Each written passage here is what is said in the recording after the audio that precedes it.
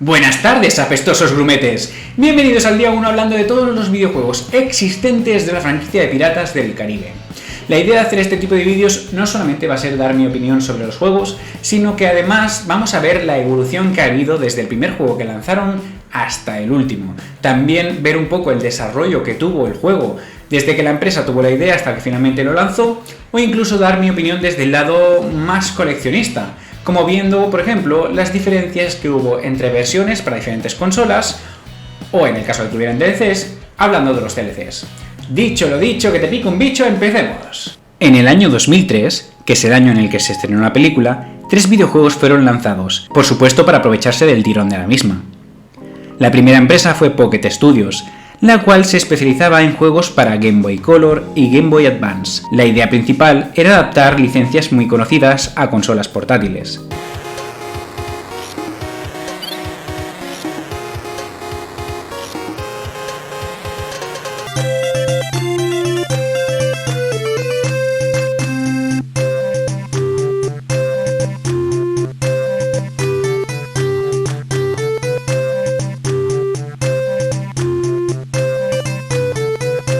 Se fundó en el 2000 con 6 juegos estrenados antes de Piratas del Caribe. Toda esta información probablemente penséis que es innecesaria, pero resulta bastante interesante teniendo en cuenta que solo 2 juegos después, y más concretamente al año siguiente, se declaran en bancarrota. Esto te puede sorprender, y más si te digo que otras de sus licencias, y también muy conocidas, eran Lego, El Señor de los Anillos o Alone in the Dark. Para entenderlo, tendremos que hablar del juego. Hagamos un unboxing. Pirates of the Caribbean, The Curse of the Black Pearl. Fue lanzado en 2003 para Game Boy Advance como única consola. Algo curioso es que si se lee el título en inglés es porque no existe una versión PAL España. Al final estamos hablando de un estudio pequeño, que optó por eso sí en lanzar un PAL Europa, para el que por supuesto viene el idioma español.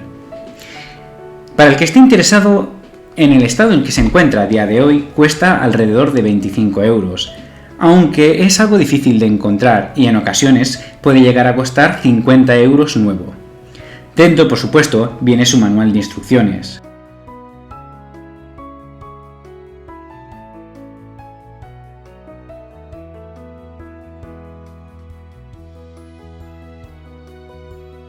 Y el cartucho correspondiente.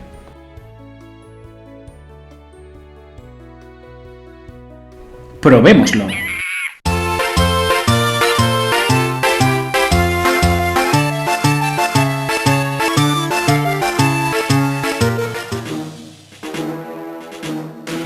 Nada más empezar el juego nos damos cuenta de su mayor problema, y es que en las cinemáticas incluidas vemos a Barbossa abandonando a Jack en una isla. Sí, exactamente, se supone que ese es Jack Sparrow. Luego hablaremos de eso. En el juego veremos 2 tipos de gameplay muy distintos. Uno en tierra, donde principalmente lo que haremos será explorar cuevas en busca de tesoros, pelear con la Guardia Real o cangrejos y recoger monedas. El problema es que la jugabilidad no es la más cómoda, ya que los movimientos del falso Jack son lentos o incluso pueden parecer rígidos, además de que los niveles son muy básicos. Y el otro gameplay que tenemos es en el mar, una idea que a priori puede parecer muy interesante si no fuese porque las batallas navales son más aburridas que geniales.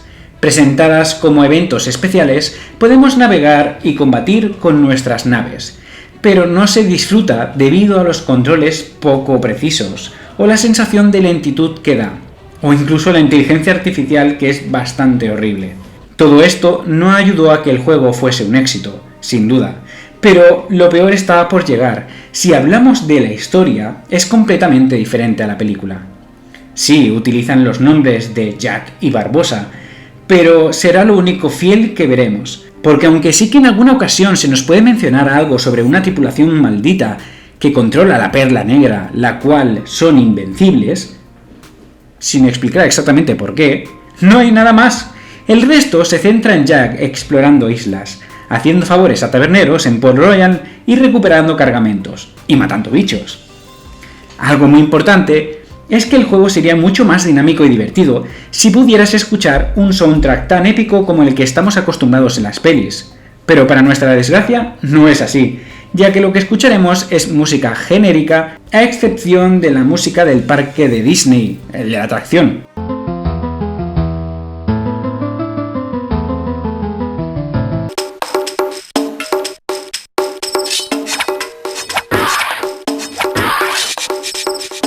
Otro detalle que no me gusta del juego es su guardado, ya que para guardar partida debes guardarte las contraseñas que te van dando al final de cada nivel, ya que para cargarla deberás poner la contraseña que te ha dado, algo muy tedioso. Pero oye, no todo es tan malo, al fin y al cabo tendremos la oportunidad de derrotar a Barbossa al final, y luchar contra esqueletos. Hasta hay gente que le llegó a gustar como juego de piratas. El problema real, y es por este detalle por el que fracasó, es que quisieron utilizar la imagen de la peli y su éxito. Piratas del Caribe se estrenó el 28 de junio de 2003, y su juego se estrenó el 18 de mayo de 2003. ¿Cómo es eso posible? En los años 2000, los juegos basados en películas se empezaban a desarrollar entre 1 y 2 años antes, y la idea era que se estrenasen antes o justo cuando la peli, para sobre todo aprovecharse de la popularidad de la misma. La historia es que Disney no tenía el guión final completo, y entregó uno básico con los nombres del protagonista, antagonista, el barco y una pequeña sinopsis. Por eso es que las escenas, los diálogos, el tono y el aspecto es tan diferente. Hay que tener en cuenta que Disney tenía miedo de que la película fracasase, por eso le pidió a Pocket Studio un juego de piratas, con el título y la imagen de la peli, pero que fuera diferente, ya que así, si la película fracasaba, el juego seguía teniendo ventas. De ahí que al final la historia sea genérica, sin muchas explicaciones, sin escenas icónicas o con el soundtrack fiel. El juego tenía que entenderse sin haber visto la película. Pocket Studio puede verse como el aprovechado, que lo es, pero no tenía muchas oportunidades de éxito. Era pequeño, vivía de contratos, no podía discutir muchas decisiones, tenía un presupuesto bajo y el tiempo ilimitado. Y Disney tenía todo el control. Visto a día de hoy, no es solo un mal juego de licencia, sino un documento en una época en la que los videojuegos se hacían con prisas, a ciegas y sin saber que estaban sobre una franquicia legendaria. Decid lo que queráis, amor. Yo he salvado vuestra vida y vos la mía. Estamos en paz.